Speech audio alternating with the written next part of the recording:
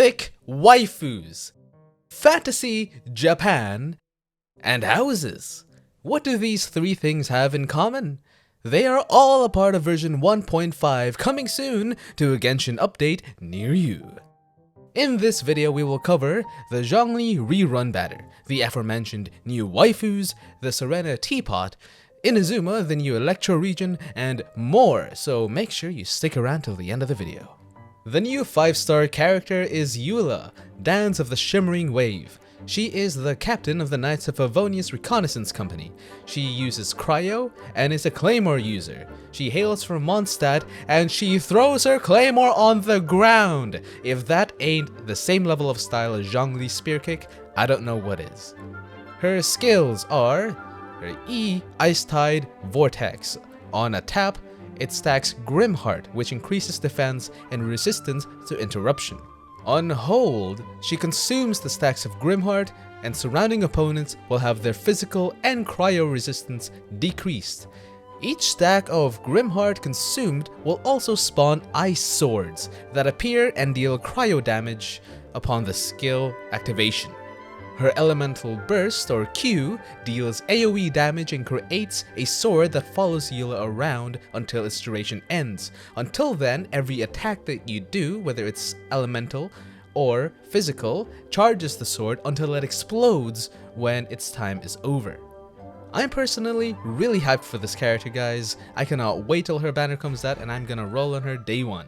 Our next waifu is Yanfei, who is a Pyro Catalyst user and a 4-star. She is a legal advisor active in Liyue Harbor and is also a part illuminated beast like our lovely Ganyu. Her skills are as follows. Her E, Signed Edict, deals AoE pyro damage, pretty simple. Her Q, Done Deal, deals AoE pyro damage as well, but also applies Brilliance to Yanfei. Brilliance grants Scarlet Seals at fixed intervals and increases damage dealt by charged attacks. Now what is Scarlet Seals? Well, every basic, elemental attack, and burst creates a Scarlet Seal, which reduces stamina consumption, but also when Yanfei uses a charge attack, she will consume the seals and deal additional AoE damage. Our next banner is going to be Zhongli's rerun banner, in which we are going to see the new 4-star Pyro Catalyst Yanfei. Afterwards, we presumably will get Eula's banner next. Along with these wonderful new characters added to the roster, we are also getting new artifacts and the domain that you will be getting it from, which is the Domain of Blessing located in Ridgewatch, which is right here on screen. And thank God they added this new waypoint so I can now farm my dandelions in peace without having to use a portable waypoint every single time. Our two new artifacts are the following: Tenacity of the Millelith and Pale Flame. Now, the Tenacity of the Millelith's 2-piece set bonus gives you plus 20% HP. The 4-piece set bonus gives you the following: when you hit an opponent with your E or your elemental skill, all nearby party members will have their attack increased by 20% and their shield strength increased by 30% for 3 seconds. This effect can trigger every 0.5 seconds and can still be triggered even when the character who is using the artifact is not on the field. Next up, we have Pale Flame. The 2-piece set bonus gives you physical damage plus 25%, and the 4-piece set bonus is pretty nutty, some might say spicy. When an elemental skill hits an opponent, attack is increased by 9% for 7 seconds. This effect can stack up to 2 times and triggered once every 0.3 seconds. Once 2 stacks is reached, the 2-set effect is increased by 100%. This means you get plus 50% physical damage and plus 18% attack at max stacks. Hella nutty. As for the new bosses, we have 3 Ajdaha, which can change its elements, and you can tell by the colors of its body and the surroundings. You can think of it as a Big Daddy Geovishap. The next one is Cryo Hypostasis, which is, the name implies, it's the ice version of the cubes. When it gets to a low HP, it enters a shield and it recovers while attacking enemies. The final monster is the Abyss Lecter, which is like an electromage but from the Abyss. Its attacks decrease the player's elemental energy on hit, so make sure you dodge. Next up we have my personal favorite out of all the updates so far, which is the Serena Teapot. You own your own realm inside a teapot in which you can do with as you please. There are 3 layouts you can choose from: the Floating Abode, Emerald Peak, and Cool Isle. Think of it as a mini Sims game inside of Genshin. You can use resources to construct buildings, furniture, and even get pets. MiHoYo, please let us pet the damn pets. Damn it! We can also choose to enter our friend's realm if we so choose.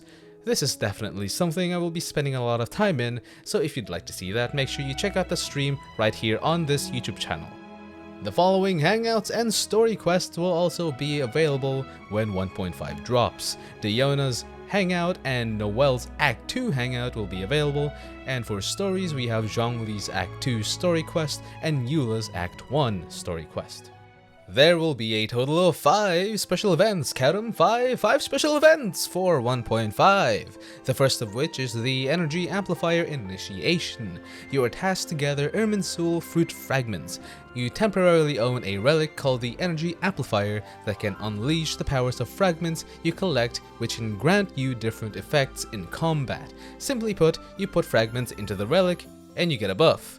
One out of presumably more variables is motive force. The higher your character's levels, the more motive force you have. The more motive force you have, more fragments to buff your team. If you do not have enough high level characters, you can borrow up to 3 characters from your friends to increase your motive force. You can find fragments spread all across the map and defeat baddies to unlock them. Later on in the event, we get a thing called Twisted Realm. Now in here you get 4 domains, each one has a different twist to it. It's similar to the Hypostatic Symphony event in which you can choose a difficulty and the conditions you like. As a reward for all of this, you are given a free DIONA and a crown. Guys, if there's any event to do in version 1.5, please do this one. If not for DIONA, do it for the crown. The next special event is Battlefront Misty Dungeon. Here you have 6 themed trials to complete. You're only able to use characters from a set pool of trial characters from the event. There are no elemental resonance, there are no food or potions, but you can use the pre-trial hints to make your life just a little bit easier. The objective is to activate all 3 ancient runes within the time limit.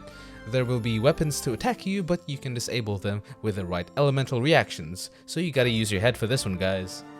Special event number 3 of 5 is Mimi Tomo. In here you track down and capture, or beat up, the unusual Hilichurl with the help of Elon Musk. She gives you a Hilichurlian handy handbook, which someone should really make a wiki about, because that'd be awesome. The second last special event is called Wind Trace, or Hide and Seek. It's essentially prop hunt if you've ever played Gary's mod.